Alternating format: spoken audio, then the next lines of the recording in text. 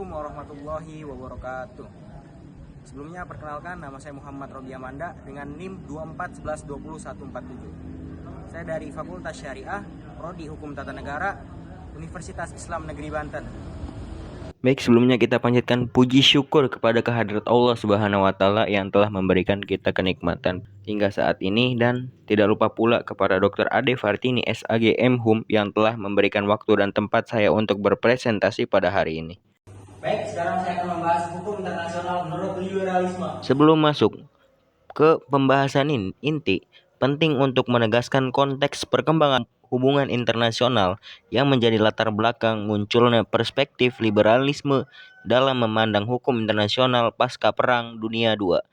Dunia menyaksikan perubahan drastis dalam pola interaksi antar negara, kekacauan dan kerusakan yang ditimbulkan oleh perang mendorong para pemimpin dunia dan akademisi untuk mencari alternatif cara berinteraksi yang lebih damai dan berkelanjutan.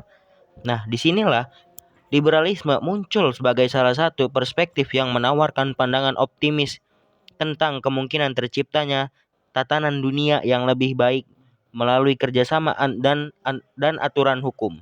Baik, selanjutnya ada poin kedua, hukum internasional.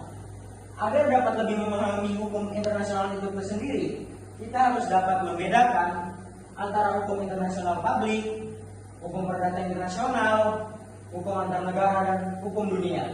Nah, hukum perdata internasional ialah keseluruhan kaidah dan asas hukum yang mengatur hubungan perdata yang melintasi batas negara. Hukum ini mengatur kepentingan serta persoalan orang yang perseorangan yang melintasi batas negara. Sedangkan hukum antar negara yang juga disebut dengan hukum antar bangsa adalah hukum yang mengatur hubungan antar suatu negara, bangsa, dan negara lain. Sehingga hanya satu aktor dalam hukum antar negara, yaitu negara itu sendiri, dan hukum dunia adalah hukum yang berlaku di negara dunia. Negara dunia adalah semacam negara yang meliputi semua negara di dunia ini, sehingga kekuasaannya berada di atas negara nasional. Namun pada saat ini hukum dunia adalah suatu istilah. Karena kemungkinan untuk terbentuknya sebuah negara dunia sangat jauh kenyataannya yang ada. Meski demikian, beberapa fenomena telah menunjukkan jika bakal terbentuknya negara dunia. Salah satunya adalah dengan terbentuknya WTO, World Trade Organization. Organisasi ini hampir diikuti oleh seluruh dunia, yang diwajibkan seluruh anggotanya untuk menyerahkan seluruh kedaulatan ekonominya mengenai perdagangan internasional, sebagaimana yang diatur oleh WTO sendiri. Nah, selanjutnya oleh karena itu, hukum internasional tidak hanya mengatur urusan orang-orang perorangan sebagaimana hukum perdata internasional, juga tidak hanya mengatur urusan antar negara sebagaimana hukum antar negara, dan berbeda dengan hukum dunia yang mengatur negara dunia. Nah, menurut Mokhtar Husumat Wajah, hukum internasional dapat dirumuskan sebagai berikut. Hukum internasional ialah keseluruhan kaidah dan asas-asas yang mengatur hubungan atau persoalan yang melintas batas negara antara satu, negara dengan negara; dua, negara dengan subjek; ketiga, negara dengan subjek hukum lain bukan negara; tiga, subjek hukum bukan negara satu sama lain. Baik, selanjutnya ada faktor-faktor yang mempengaruhi efektivitas hukum internasional, meliputi satu, tingkat penerimaan dan dukungan negara terhadap aturan-aturan hukum. Nah, yang kedua, ada kejelasan dan ketepatan aturan-aturan hukum. Yang ketiga, adanya lembaga-lembaga yang berwenang untuk menafsirkan dan menegakkan aturan-aturan hukum. Yang keempat, tingkat kepentingan negara-negara yang terlibat dalam masalah yang diatur oleh hukum internasional. Nah, yang kelima, adanya tekanan internasional dan publik terhadap negara-negara yang melanggar aturan-aturan hukum. Baik, poin selanjutnya adalah hukum negara menurut liberalisme.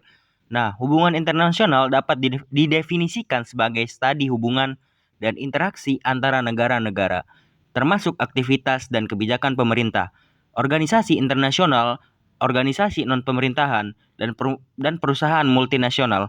Hubungan internasional dapat berupa subjek teoritis dan subjek praktis atau subjek kebijakan, dan pendekatan akademis terhadapnya dapat bersifat empiris atau normatif atau keduanya. Ini disampaikan langsung oleh Jackson dan Sorensen 2014.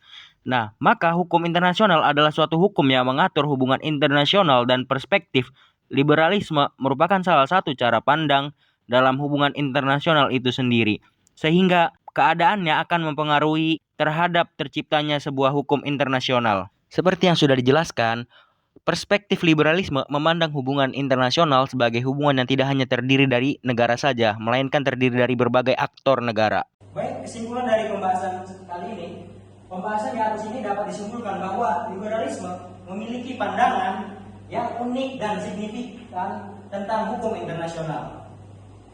Kaum liberalis memandang hukum internasional sebagai instrumen kunci dalam mengatur hubungan internasional, mempromosikan kerjasama, dan menciptakan tatanan dunia yang lebih damai dan berkelanjutan. Pandangan ini didasarkan pada asumsi dasar liberalisme yang optimis tentang sifat manusia, kemungkinan terciptanya kerjasama dalam hubungan internasional, dan keyakinan terhadap kemajuan. Namun, perlu juga diakui bahwa pandangan liberalisme tentang hukum internasional tidak tanpa kritik, dan terdapat tantangan yang harus dihadapi dalam upaya untuk mengembangkan dan menegakkan hukum internasional yang efektif. Oleh karena itu, penting untuk mempertimbangkan berbagai perspektif dan pendekatan dalam studi hukum internasional, dan untuk mencari solusi yang adil dan inklusif terhadap masalah-masalah yang dihadapi oleh masyarakat internasional. Baik, cukup sekian mungkin presentasi dari saya. Sebelumnya, makasih. Wassalamualaikum warahmatullahi wabarakatuh.